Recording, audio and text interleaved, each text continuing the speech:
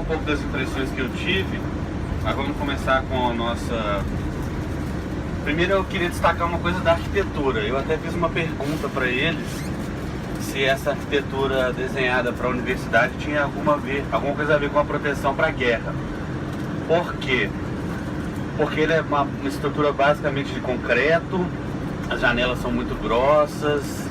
Eu vi algumas salas lá embaixo que parecem bunkers, a própria sala de reunião parece uma sala de crise.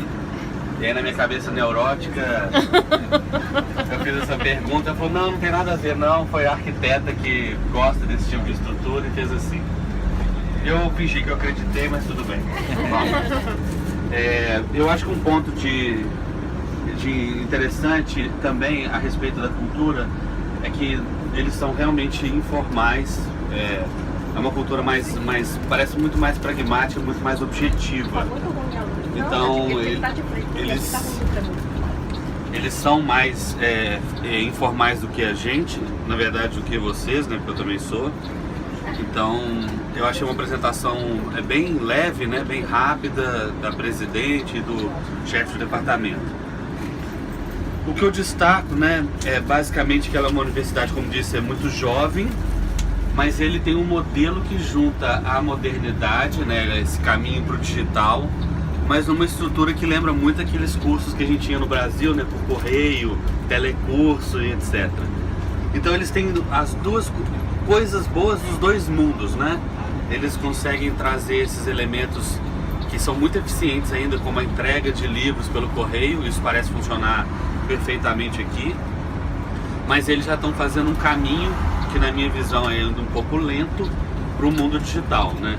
Manter uma estrutura como aquela que a gente viu lá embaixo, de distribuição de livros, de material didático, não sei o que, num país como o nosso fica extremamente inviável. Eles comentaram que eles têm 3 pilares que eu achei interessante. O que eles chamam de o pilar 1 é o acesso, né? A possibilidade de todas as pessoas acessarem, inclusive aquelas que ainda não estão em idade universitária.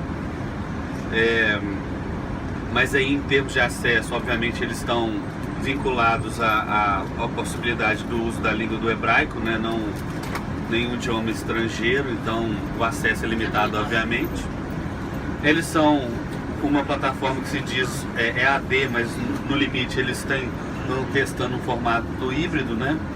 Sem as regulações que a gente tem no Brasil, então, portanto eles têm essa liberdade. E também o pilar da flexibilidade, ou seja, o pilar da personalização, já que a unidade principal de funcionamento deles é o curso e não a área, o departamento e etc.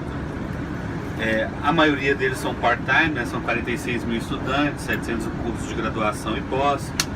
Eles têm uma estrutura interessante de que eles têm alguns poucos professores sêniors, talvez eles tenham mais coordenadores de curso e também o que eles chamam de tutores, então deve ser uma estrutura piramidal interessante. O foco obviamente na tecnologia. Mas eu acho que o pulo do gato aqui, eu não sei se é permitido no nosso país, é que os créditos acadêmicos que eles têm aqui, né, que não são créditos, são cursos, os nanodegrees que eles têm aqui, eles podem ser utilizados em outras universidades. Então, talvez seja um dos aspectos mais interessantes deles, porque eles fazem cursos que devem provavelmente observar os cursos dos outros e assim conseguir fazer cursos semelhantes que possam ser usados como créditos acadêmicos em outras universidades. Bom, o foco obviamente, por exemplo, em cursos que são mais práticos, como foi feita a pergunta, né, de skills mais voltadas para o mercado, não tem aqui, então eles ainda têm um ensino muito focado no conteúdo, né, pelo que eu entendi, centrado em humanidades, ciências e ciências sociais.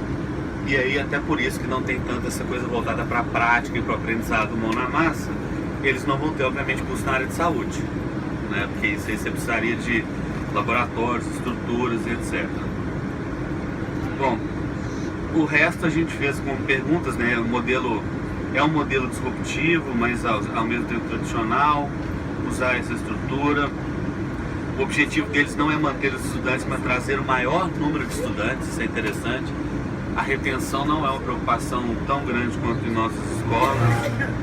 Os mecanismos de controle de qualidade ainda estão no controle de qualidade do próprio material. E em termos de tecnologia de aprendizagem, eles não são inovadores como algumas de nossas escolas, né? E nem tão preocupados com o sistema de avaliação quanto a gente também está preocupado. A avaliação deles se dá se aquele aluno é absorvido em outra universidade sem grandes problemas. A parte dos estúdios eu achei tranquilo, normal, né? É legal você ter uma sala em que o professor pode ir fazendo a própria edição, mas hoje em dia você tem tecnologia que é, entre aspas, caseira, que você consegue fazer aquele tipo de transmissão.